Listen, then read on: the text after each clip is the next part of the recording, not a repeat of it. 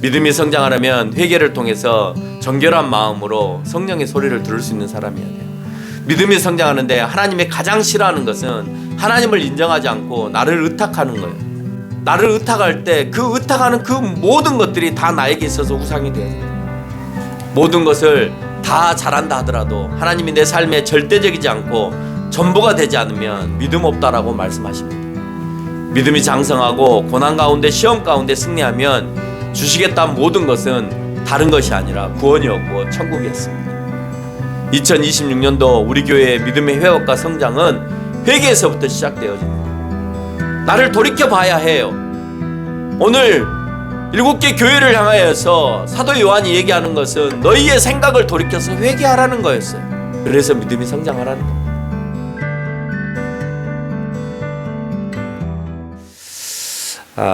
오늘은 요한계시록을 통해서 과연 우리가 믿음의 성장을 어떻게 읽어내야 될까 하는 것을 한번 생각해 봤어요. 그래서 요한계시록을 읽어보니까 믿음의 성장의 최고점에 있는 것이 뭐냐면 은혜와 평강을 누리는 믿음이에요. 은혜와 평강을 누리는 믿음이 그들의 삶 가운데 있으면 그러면 그 사람은 최고의 믿음으로 성장되어진 거예요. 여러분, 우리가 믿음이 성장해야 된다고 할 때 그 성장은 어디까지냐라고 물어볼 수 있잖아요. 어디까지냐? 여러분의 키가 1m 80에서 멈추고 1m 70에서 멈추고 1m 60에서 멈출 수 있어요. 멈출 수 있는데 여러분의 그 성장점이 1m 80이면 1m 80까지 그 키가 클 때 우리는 어떠한 영양분을 섭취하고 어떻게 해야 되느냐 하는 것에 많은 고민들을 할 거 아니에요. 그렇죠? 우리의 믿음의 성장이 어디까지냐? 1m 80까지냐? 1m 70까지냐?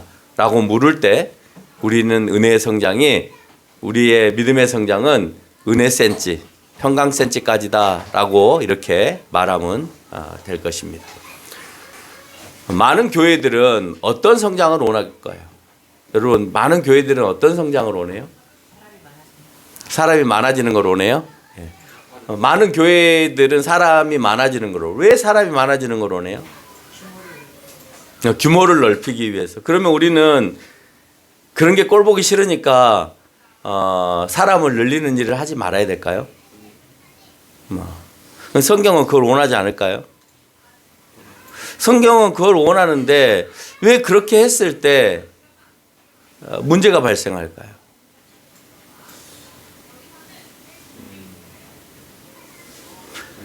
우리는 두 가지의 상황을 각기 다른 방식으로 해석을 해서 각기 다른 결론을 만들어내기 때문에 그래요. 우리가 복음을 전하고 교회를 성장하는 것은 당연한 거예요. 그런데 그 복음을 통하여서 성장하는 것이 그 교회의 과시나 그 목사님들의 과시가 되기 때문에 그게 문제가 되어지는 거예요.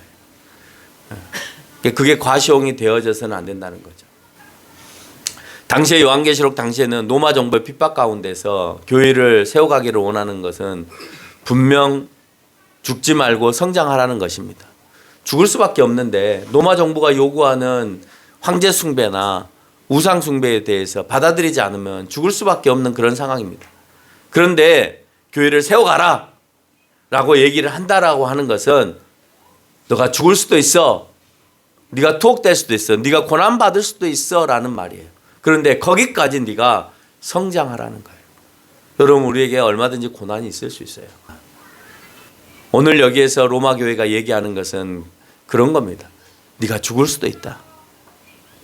죽을 수도 있지만 그 일을 네가 감당해야 된다. 우리는 죽을 일이 없잖아요. 그렇죠? 죽을 일이 없는데도 불구하고 우리는 성장하지 않습니다. 죽음이란 육체적인 죽음을 거부하는 것이 아니라 육체적인 죽음이 와도 성장하는 거예요. 여러분, 오늘 사도 요한을 통하여서 우리에게 요구하는 것은 육체적인 죽음이 왔을 때 이런 거는 잠깐 피했다가 가는 거야. 이건 인간의 삶 속에서 옳지 않은 거야 하고 인간이 판단해서 거부하거나 도망가라는 소리가 아니에요. 근데 우리는 육체적인 죽음은 놔두고 한 시간의 자기의 여유의 시간을 위해서도 거부하고 도망가죠. 내 시간인데, 내 건데, 내가 이 시간을 확보해야 되는데, 이런 것 정도는 우리가 누려야 되는데 라는 것으로 인해서 내가 그것을 아예 거부하고 성장할 생각을 전혀 하지 않고 뒤로 물러나는 경우들이 너무나 많습니다. 그런데 육체적인 죽음이 와도 멈춰서는 안 된다. 네가 죽어서 성장을 못한다고 생각하는 상황이 와도 성장해야 된다. 그것이 믿음이다 라고 얘기합니다. 여러분, 육체를 아낀다면 초대교회 시대에 다 배교해야 합니다. 지금의 교회가 존재하는 것은 육체의 고통과 헌신을 아끼지 않는 사람들을 통해서 교회가 존재하는 것이지 배교한 사람들을 통해서 교회가 존재하는 것이 아니에요. 그리스도인에게 믿음의 성장을 방해하는 요소가 있었습니다. 그것은 박해였습니다. 그래서 요한계시록 1장 1절에서 반드시 속히 일어날 일들을 알게 하신다 그랬습니다. 그게 박해예요. 박해가 너희 가운데 속히 일어날 것이다 라고 하는 것을 얘기하는 거예요. 그래서 많은 사람들이 이 날을 재림의 날로 생각해서 과거에는 설교들을 하셨지만 그때 당시에 1차적으로 로마 시대에 있는 사람들에게 향하는 말씀이라고 볼 때 그것은 재림에서 심판의 날을 얘기하는 것이 아니라 1차적으로는 로마 시대의 그리스도인들을 향하여서 그 박해가 속히 일어날 것에 대해서 예언하시는 말씀이에요. 여러분, 왠지 그 날이 속히 일어날 것이라는 말을 들으면 긴장감과 무시무시함이 나에게 다가오지 않아요? 막 긴장되지 않아요? 내가 어떻게 해야 될지. 믿음과 신앙이 없는 사람은 긴장도 안 되고 무시무시하지도 않죠. 왜? 황제를 숭배하고 우상을 숭배하라고 하면 네 하면 되니까. 그럼 나 안 죽을 수 있으니까. 그게 긴박성도 없고 무시무시함도 없어요. 오늘 그런 걸 7개의 사례들을 통하여 7교회의 사례들을 통하여서 믿음의 성장의 원리를 한번 생각해 보려고 해요. 박해의 가장 좋은 결과는 1장 5절에서 보니까 충성된 증인의 죽은 자에 대한 설명을 합니다. 박해에 있어서 가장 좋지 않은 결과, 여러분 박해를 당하는 데 있어서 가장 좋지 않은 결과가 뭐예요? 죽은 거잖아요. 충성을 다했는데 죽어요. 근데 그거를 이 단어를 통해서 만들어진 단어가 순교자라는 단어예요. 그들은 천국에서 보좌 앞에 7영과 같은 영광스러운 존재다라고 표현을 하고 있습니다. 여러분은 그 영광스러운 존재가 되기 위해서 하나님 나라의 보좌 옆에서 서 있는 7영과 같이 서 있는 그런 영광스러운 자리에 존재하기 위해서 죽음의 박해를 맞이할 생각이 있으신가요?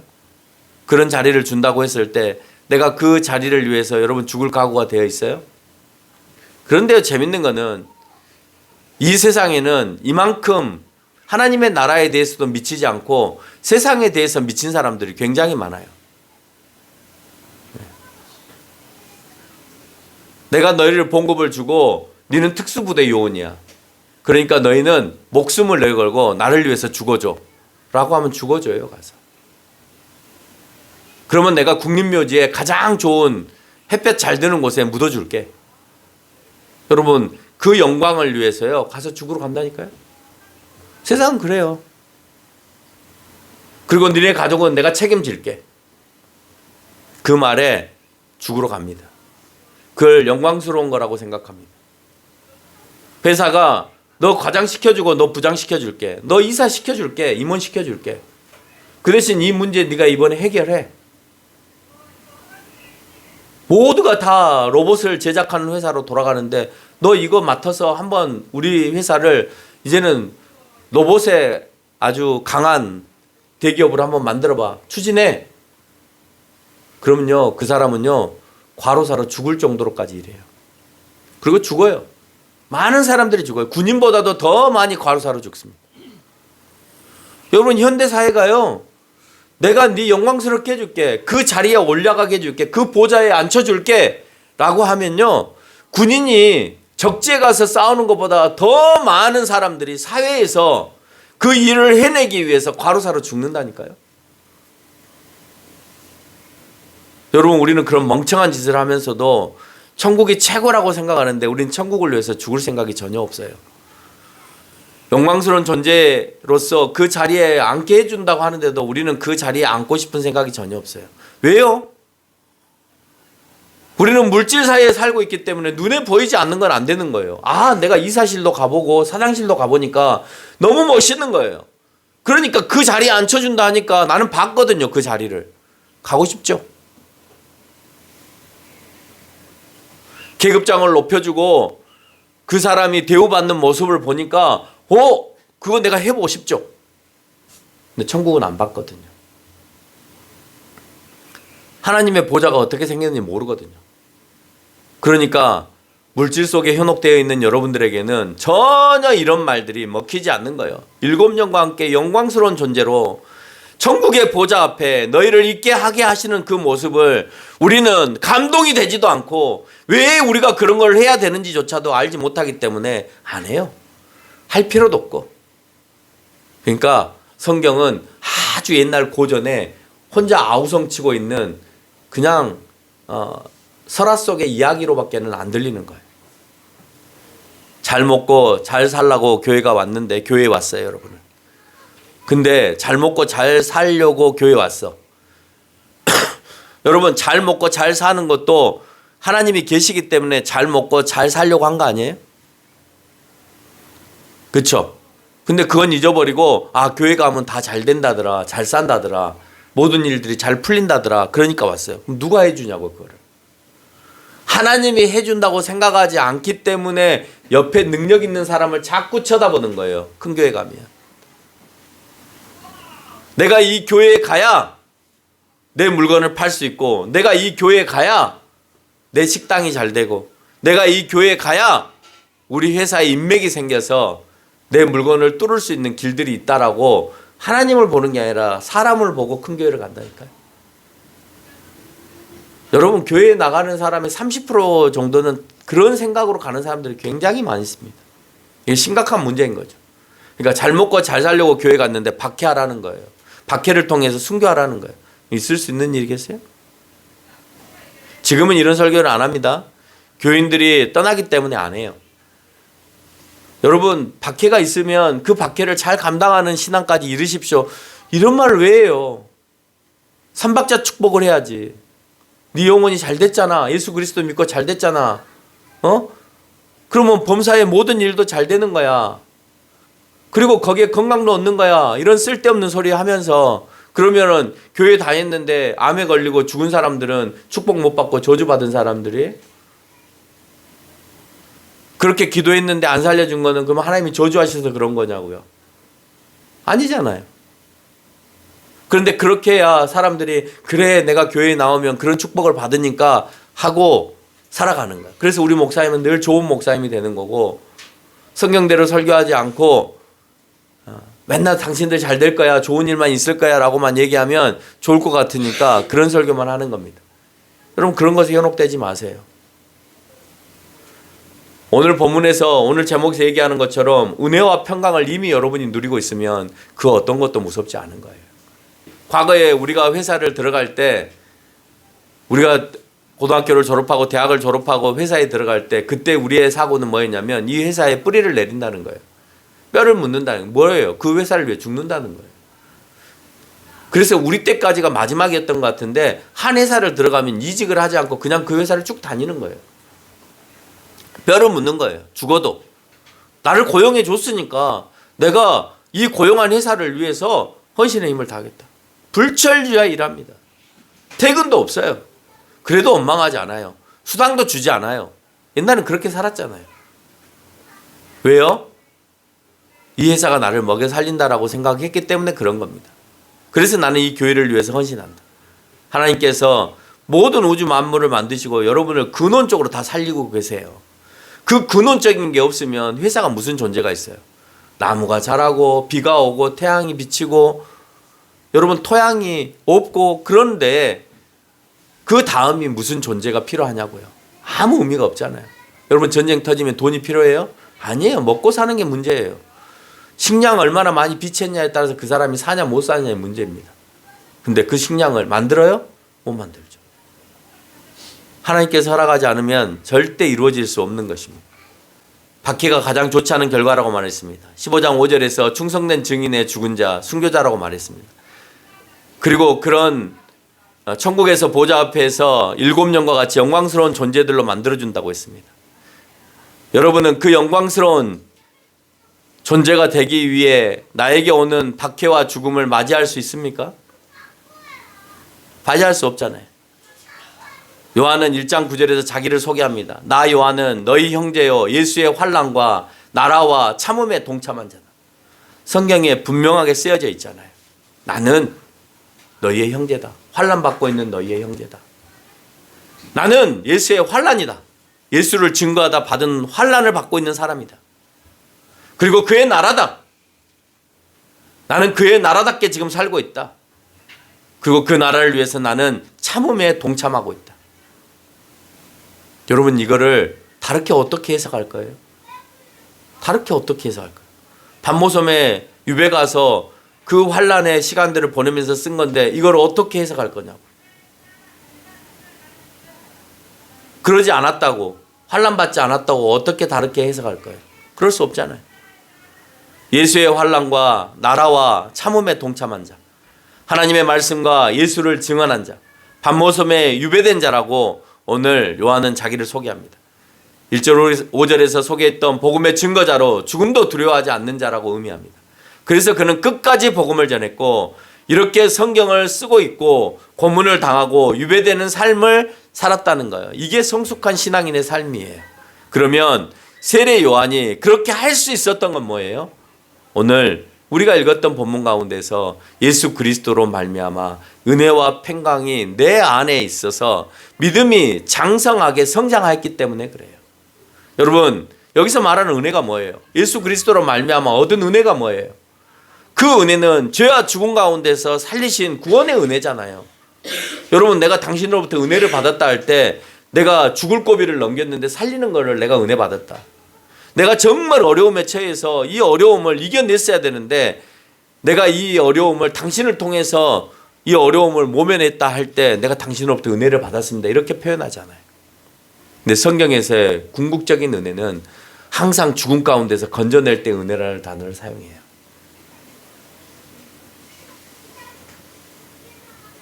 그거는 히브리어나 헬라어나 상관없어요. 어느 때든지 은혜라고 표현할 때는 내가 죽을 수밖에 없었는데 건져준 상황을 은혜라고 표현하는 거예요. 그래서 나를 살리신 그 구원의 은혜, 예수 그리스도의 그 은혜를 내가 내 안에서 이미 누리고 있다는 거예요. 평강은요. 그리스도의 평강은 구원을 받아서 내가 천국으로 이끌림을 당했다라고 하는 사실을 받아들임으로써 얻는 평강이에요. 아, 내가 이미 천국을 소유하였구나. 이미 구원을 받아서 내가 천국을 소유한 사람이구나 라고 하는 것에서 얻는 평안이에요. 여러분 그것이 이미 내 안에 자리를 잡고 있으면 그 나머지 것들은 아무 의미가 없다는 거예요. 이 두 가지 예수 그리스도로 받은 이 은혜와 평강으로 우리의 믿음은 성장하는 겁니다. 그리고 은혜와 평강이 내 안에 자리를 잡는 순간 우리는 그 성장의 정점에 놓이게 되어지는 거예요. 더 이상 잘할 게 없어요. 여러분 그 마음을 내가 소유하였으면 그 다음엔 믿음이 더 성장해야 될 이유가 하나도 없는 거예요. 내가 예수 그리스도에 대한 은혜를 누리고 있고 내가 하나님의 나라에 대한 그 천국에 대한 소망이 내 가운데 있는데 그 다음에 내가 뭘 더 요구하고 더 잘해야 될 이유가 뭐가 있어요? 이제는 아무것도 두렵지 않는 거죠. 내 나라를 위해서 목숨을 거는 군인들과 같은 거고 내 회사를 위해서 불철주야 과로하는 그 회사 사원들과 다를 바가 하나도 없는 거예요. 내가 봤잖아요. 내가 그 천국을 봤잖아요. 우리나라의 성장을 봤고 우리 회사의 성장을 봤잖아요. 내가 그 위대함을 봤기 때문에 내가 불철주야 일하고 목숨까지도 아끼지 않은 것처럼 내가 천국을 소유했잖아요. 봤잖아요. 알고 있잖아요. 우리가 죽으면 가는 곳이라는 걸 알고 있잖아요. 그렇기 때문에 내가 내 마음 가운데서 평강이 넘치는 겁니다. 초대교회 성도들은 이 기쁨을 전하기 위해서 목숨까지 아끼지 않았습니다. 이미 얻은 평강이 있기 때문에 가능한 것이었고 그래서 우리에게 큰 믿음, 가장 안성된 모습을 보여준 겁니다. 맹목적으로 교회를 다니지 않고 맹목적으로 전도하면서 교회를 성장시킨다는 말은 잘못된 거예요. 내가 교회 나가고 내가 교회를 위해서 전도하고 맹목적으로 의미 없어요. 여러분 가운데 은혜가 없고 여러분 가운데 평강이 없는데 교회 성장해봐야 의미 없는 거예요. 그러니까 교회가 자꾸 이상하고 딴 길로 가는 거예요. 여러분 적어도 그런 길로 가게끔 하지 말아야 되잖아요. 우리는. 그러기 위해서는 본질적인 성장이 우리 가운데 요구되어진다라고 하는 거예요. 그들이 말하는 성장이나 우리가 말하는 성장이 같아 보이는가는 모르겠지만 분명히 다릅니다. 아파도 아픈 모습에 대하여서 말할 수 있는 교회가 돼야 돼요. 아프니까 때리지 말자가 아니라 아파도 잘못한 것을 지적해 줄 수 있는 목회자가 있어야 되고, 없어도 그것을 붙들고 기도할 수 있는 교회가 있는 게 참 교회인 거예요. 믿음의 성장이 있는 사람에게는 1장 10절에서 나타난 것처럼 성령의 감동이 있습니다. 여러분, 내가 은혜가 넘치고 내가 천국에 대한 소망을 가지고 있으면 여러분 성령의 감동이 차고 넘치죠. 그렇죠? 성령의 감동이 넘치는 사람은 여러분 늘 마음에 기쁨이 넘치는 거예요. 여러분, 내가 은혜와 평강이 내 가운데 있다라고 하는 것은 늘 성령의 감동으로 살아가는 사람인 거예요. 여러분, 그런 마음이 있어요? 성령의 감동으로 평안한 마음으로 살아갑니까? 불편합니까? 예? 성령의 감동이 영원하면 좋을 텐데 우리는 때로는 감동이 있다가 때로는 감동이 없다가 이렇게 찬물로 들어갔다가 뜨거운 물로 들어갔다 하는 그런 상황들이 늘 벌어지는 것 같아요. 성경에도 그런 인물들이 있어요. 대표적으로 삼손과 솔로몬과 같은 인물들이 그래요. 어느 때는 신앙이 있는 것 같은데 어느 때는 정말 신앙이 없는 사람의 모습으로 살아갑니다. 그런데 중요한 건 그 사람들이 결국은 마지막에 가서 자기의 잘못들을 회개하고 또 돌아오는 그런 모습들을 또 발견하죠. 성령의 감동이 식는 것은 우리 죄 때문에 그래요. 여러분이 이미 무덤덤해지고 하나님에게서 멀어지기 때문에 성령의 감동도 덩달아서 멀어지고 식어져 가는 겁니다. 그럴 때일수록 우리가 해야 되는 것은 성령의 감동의 회복을 해야 되는데, 그 성령의 감동의 회복을 오늘 요한계시록에서는 필라델피아 교회를 빼고 6번이나 강조하고 있는 단어가 있는데, 그건 뭐냐? 회개를 통해서 가능하다는 거예요. 회개하라는 거예요. 그 모든 교회를 향해서 너희가 성령의 감동이 없을 때 해야 되는 일이 있는데, 그것은 공통점으로 말하고 있는 것이 회개하라예요. 여러분, 에베소 교회에서부터 시작하여서 저 뒤에 라오디아 교회까지 이르기까지 그들에게 말하고 있는 건 뭔지 아세요? 여러분, 다 그들이 잘했다고 인정해줘요. 너희가 선한 일로 행한 것도 잘해줬고, 정말 심지어는 로마 정부가 요구하는 것에 대해서 거부하고 핍박을 당하는 것도 너희가 다 잘했다라고 얘기합니다. 그런데 야단을 맞는 이유들이 있어요. 그게 뭐냐? 처음에 사랑을 너희가 놓쳐버렸다는 것. 예수 그리스도를 통하여서 얻었던 그 뜨거운 마음의 그 심장을 놓쳐버렸다는 것에 대해서 지탄을 합니다. 에베소 교회를 향해서. 또 어떤 얘기들을 합니까? 정말 너희가 우상 숭배를 하지 말아야 됨에도 불구하고 그것을 문화화해서 축제화해서 즐기는 것을 그냥 허용해줘서 그래서 너희가 타락한 삶을 살아갔다라고 하는 거예요.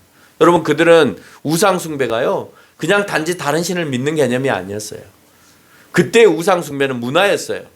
신전을 보여주는 것은 지금의 커다란 건물을 보여주는 것보다도 더 대단한 것을 보여주는 문화였어요. 외국 사람들이 오면 궁전 보여주잖아요. 그때는 신전을 보여줬어요. 그래서 그 웅장한 신전을 보여주면서 자기네 나라를 과시하는 거예요. 그래서 신전을 중심으로 하는 모든 행위는 우상 숭배나 신을 숭배한다라는 개념보다는 문화를 즐긴다라고 하는 개념이 강했어요. 그래서 그들은 그 문화 속에서 혼탁한 삶을 살았어요. 여자 사제들을 통해서 성적인 관계를 갖고 그 성적인 관계가 거룩이라고 착각하는 삶을 살아가면서 오늘 야단 맞는 교회들을 향하여서 늘 얘기하고 있는 것들이 그런 거였습니다. 그런데 그런 가운데에서도 아니다라고 외쳤던 사람이 1900년 전에 수도 없이 많이 등장하는데 대표적으로 폴리갑이 있었습니다. 화영장에 들어가면서까지 그리스도인인 것을 부인하고 네가 그리스도를 부인하면 그러면 내가 살려주겠다라고 하는 그 총독의 말에, 아니 나는 86년 동안 주님이 나를 한 번도 배반한 적이 없어. 그러니 내가 그분을 위해서 어떻게 배반할 수 있겠어. 그분은 나의 영원한 왕이야 라고 고백하면서 화영장의 이슬로 그냥 죽습니다. 한국교회도 마찬가지로 문화라고 하는 이유 때문에, 국가의식이라고 하는 이유 때문에 일제는 자기네들을 믿고 따르라고 신사참배뿐만 아니라 네 가지의 그 우상숭배를 가지고 들어왔을 때 그것에 대해서 아니야! 우리는 하나님께만 영광을 돌려라고 고문을 당하고 투옥됐던 인물들이 있었습니다. 여러분, 그런 상황 가운데서 우리가 해야 되는 것은 그 가운데서도 성경적으로 아닌 것은 아니라고 얘기할 수 있어야 돼요. 여러분, 많은 교회가 그것이 아주 보수적이고 아주 외골수적이고 성경을 문자적으로 봤기 때문에 그들이 그 멍청한 짓을 당해서 순교하고 죽음을 당했다. 여러분, 그게요 80년대까지 많은 진보적인 교회가 했던 소리예요. 결론을 맺겠습니다. 믿음이 성장하려면 회개를 통해서 정결한 마음으로 성령의 소리를 들을 수 있는 사람이어야 돼요. 믿음이 성장하는데 하나님이 가장 싫어하는 것은 하나님을 인정하지 않고 나를 의탁하는 거예요. 무엇이 다 우상이다 라고 하는 것, 나를 의탁할 때 그 의탁하는 그 모든 것들이 다 나에게 있어서 우상이 되어진다. 모든 것을 다 잘한다 하더라도 하나님이 내 삶에 절대적이지 않고 전부가 되지 않으면 믿음 없다라고 말씀하십니다. 믿음이 장성하고 고난 가운데 시험 가운데 승리하면 주시겠다는 모든 것은 다른 것이 아니라 구원이었고 천국이었습니다. 2026년도 우리 교회의 믿음의 회복과 성장은 회개에서부터 시작되어지는 거예요. 우리는 하루 중에 시간을 정해놓고 회개해야 해요. 나를 돌이켜봐야 해요. 오늘 7개 교회를 향하여서 사도 요한이 얘기하는 것은 너희의 생각을 돌이켜서 회개하라는 거였어요. 여러분, 하루를 돌이켜만 볼 게 아니라 예배 전에 일찍 나오세요. 좀 시간을 충분히 갖고 일주일을 돌이켜보면서 회개하세요. 그런 시간이 필요해요. 여러분의 자녀에게 가르쳐 주세요. 기도하는 모습을 보여주세요. 그렇지 않으면 그 자녀들은 더 여러분보다 성장하지 못하는 삶으로 살아갑니다. 여러분, 이길 수 있는 것은, 이 세상을 이겨낼 수 있는 것은 자기 스스로가 이겨낼 수 있는 자력이 생겨야 되는 거예요. 그 자력은 부모를 통하여서 그 아이가 성장하는 거예요. 기도하는 모습, 찬양하는 모습, 그 어려움 가운데서도 이겨내려고 하는 그 부모의 모습들을 보면서 그래, 내 부모는 믿음으로 이겨내려고 했어. 그래서 그 아이도 믿음으로 이겨냅니다. 네, 세상으로 이겨내려고 하고 세상의 방법으로 이겨내려고 하면 그 아이도 믿음으로 이겨내려고 하지 않고 세상의 방법으로 이겨내려고 한다는 거예요. 성장은 영양분만 준다고 되는 게 아니에요. 성장은 썩은 것을 잘라내는 것도 필요해요. 그 썩어가는 것을 잘라내는 것이 회개입니다. 우리는 성경 말씀과 성경의 강의와 성경의 지식이 홍수처럼 쌓여있는 시대에 살고 있어요. 여러분, 유튜브만 틀면 저보다 더 설교 잘하는 사람들이 얘기합니다. 그러나 설교 아무리 잘해도 이제 필요 없다는 것을 모 땡땡 목사를 통해서 보여줬습니다. 설교 잘하지만 의미 없다. 결국은 타락의 길로 간다. 영양분이 차고 넘치지만 그것이 독인지 영양분인지도 모르고 우리는 그냥 받아들이고 먹고 있습니다. 자기 귀에 듣기에 좋으면 그게 무슨 말이든지 다 받아들이려고 하는 거예요. 여러분, 그 안에 독이 있어요. 아주 사회적으로 시원하게 말하는 사람들은 여러분, 우상숭배가 들어올 때 문화라고 말하는 사람들이에요. 여러분의 등을 시원하게 긁어주는 사람들은 대부분 다 그런 사람들이에요. 이제 우리는 예배 시간에 일찍 와서 충분히 회개하는 시간을 갖는 것부터 성장시켜야 됩니다. 그리고 그 안에서 성령의 감동을 받아야 합니다. 그래야 예배 안에도 감동이 생기는 거예요. 말씀 안에도 여러분이 은혜가 있는 거예요. 그런데 그런 시간이 없으면 은혜도 없습니다. 여러분, 주일날 와서 막 좋은 소리, 기쁜 소리, 즐거운 소리, 유머 있는 소리를 듣기를 원했는가 모르겠지만 우리의 성장을 위해서 요한계시록을 통해서 우리에게 하시는 말씀은 예배 전에 나와서 회개하라는 거고, 여러분이 하루를 돌이키면서 시간을 내서 회개하라는 거예요. 그래서 믿음이 성장하라는 겁니다.